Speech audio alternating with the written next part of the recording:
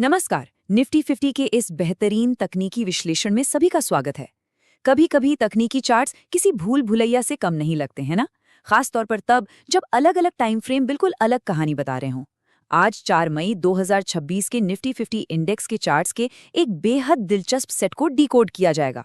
हम देखेंगे कि कैसे एक टाइम फ्रेम पर जो तस्वीर बिल्कुल साफ लगती है वो दूसरे टाइम फ्रेम पर आते ही पूरी तरह पलट जाती है। तो चलिए शुरू करते हैं। आज की हमारी इस चर्चा की रूपरेखा कुछ इस तरह होगी।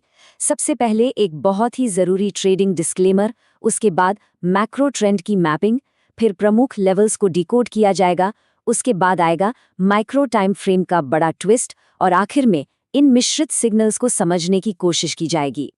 तो बढ़ते हैं अपने पहले हिस्से की तरफ, महत्वपूर्ण ट्रेडिंग डिस्क्लेमर।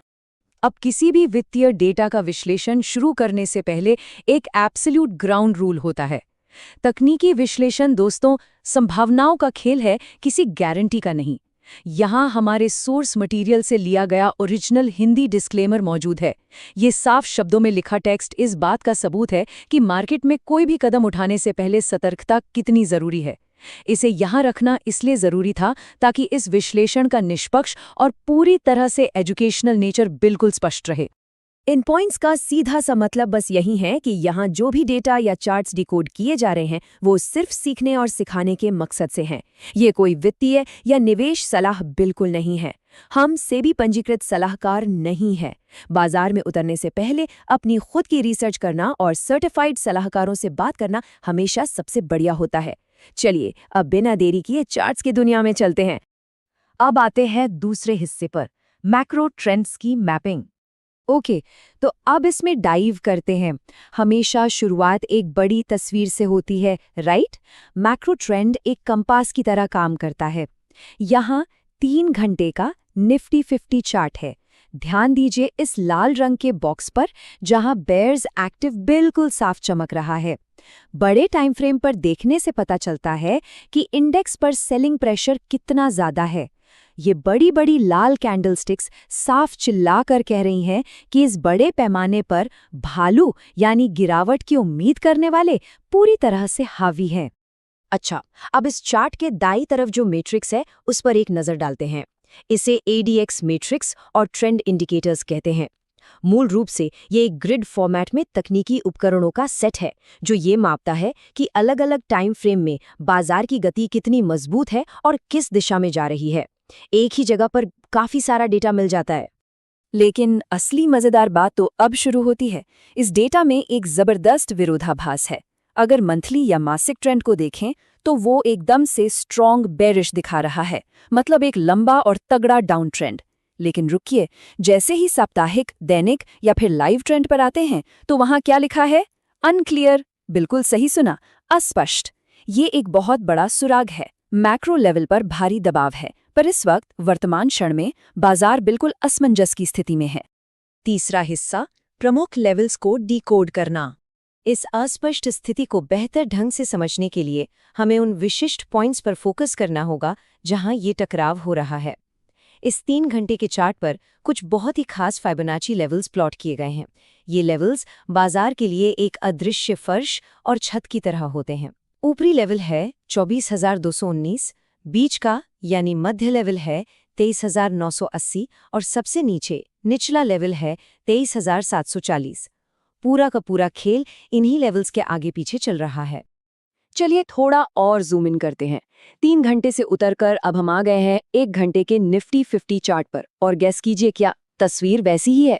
वो बेयर्स एक्टिव वाला सिग्नल अभी भी वहां डिठाई से टिका हुआ है। इसका मतलब है कि मैक्रो लेवल की कहानी कोई हवाई बात नहीं थी।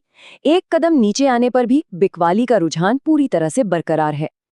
और अगर एक और कदम नीचे जाएं, ये रहा 30 मिनट का चार्ट। कहानी में कोई बदलाव नहीं। भालू अभी भी नियंत्रण में दिख रहे हैं। लाल मोमबत्तियों का प्रभाव और वो सेम बेयर्स एक्टिव टैग लगातार यही बता रहे हैं कि भारी दबाव बना हुआ है। यहाँ तक आते आते कोई भी ट्रेडर यही सोचेगा कि चलो दिशा तो पूरी तरह तय है, बाजार गिरने ही वाला है। लेकिन रुकिए, क्योंकि अब आता है चौथा हिस्सा, माइक्रो टाइम फ्रेम का ट्विस्ट। जैसा कि वित्तीय बाजारों में हमेशा होता है, सब कुछ उतना आसान नहीं होता जितना लगता है। अभी तक हमने एक बहुत ही स्पष्ट कहानी देखी। 3 घंटे, 2 घंटे, 1 घंटे और 30 मिनट के सभी चार्ट्स एक ही राग अलाप रहे थे, मंदी, मंदी और सिर्फ मंदी। लेकिन जैसे ही सबसे छोटे टाइम फ्रेम की सतह को खुरचते हैं, एक अचानक और बिल्कुल उल्टा शिफ्ट देखने को मिलता है। ये माइक्रो टाइम फ्रेम की सच्चाई है जो इस पूरे बेरिश सेटअप को हिलाकर रख देती है। और ये शानदार ढंग से इस टकराव को दर्शाता है। बाईं ओर देखिए, 2 घंटे का चार्ट बेयर्स एक्टिव चिल्ला रहा है, लेकिन दाईं ओर उस छोटे से 15 मिनट के चार्ट पर नजर डालिए। अचानक से सिग्नल हरा हो गया है और बुल्स एक्टिव दिखा रहा है। बड़ी बड़ी हरी कैंडलस्टिक्स ऊपर की तरफ शूट कर रही हैं। मतलब बड़े टाइम फ्रेम का तगड़ा मंदी का दबाव छोटे टाइम फ्रेम पर खरीदारी की ताकत से डायरेक्ट टकरा रहा है। यही वो जगह है जहां बाजार सबसे ज्यादा चकमा देता है। तो इसका क्या मतलब निकाला जाए? यही हमारा 5वां और आखिरी हिस्सा है, मिश्रित सिग्नल्स को समझना। सवाल ये है कि इन स्पष्ट रूप से विरोधाभासी सिग्नल्स को आखिर रिजॉल्व कैसे करें। एक तरफ पहाड़ जैसी मंदी है और दूसरी तरफ तेजी से उभरता हुआ माइक्रो ट्रेंड। इस पहेली का जवाब एडीएक्स मैट्रिक्स के उन छोटे नंबर्स में छिपा है।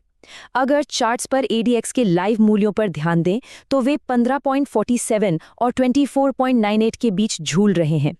तकनीकी विश्लेषण में अगर एडीएक्स 25 से नीचे है तो इसका मतलब है मौजूदा ट्रेंड में दम नहीं है, दिशा चाहे कोई भी हो उसमें कन्विक्शन यानी दृढ़ विश्वास की भारी कमी है।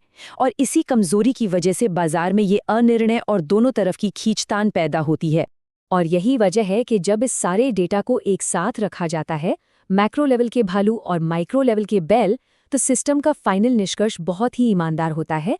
लाइव ट्रेंड अस्पष्ट, ये कोई त्रुटि नहीं है, बल्कि यह डेटा का सबसे सटीक आईना है। फिलहाल बाजार खुद नहीं जानता कि उसे आखिर जाना कहाँ है। तो सोचिए, ऐसी स्थिति में जब समग्र लाइव ट्रेंड अस्पष्ट बोल रहा हो, तो एक ट्रेडर मैक्रो मंदी और माइक्रो तेजी के बीच के इस टकराव को कैसे सुलझाता है?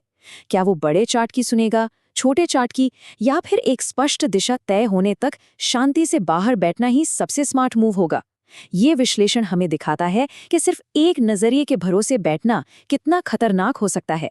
तो सवाल ये है कि ऐसी कंफ्यूजिंग मार्केट कंडीशन में क्या कोई अपने अंतर्ज्ञान पर दाव लगाएगा या किनारे बैठकर सही मौके का इंतजार करेगा? यह सोचने वाली बात है। आज के इस विश्लेषण में बस इतना ही।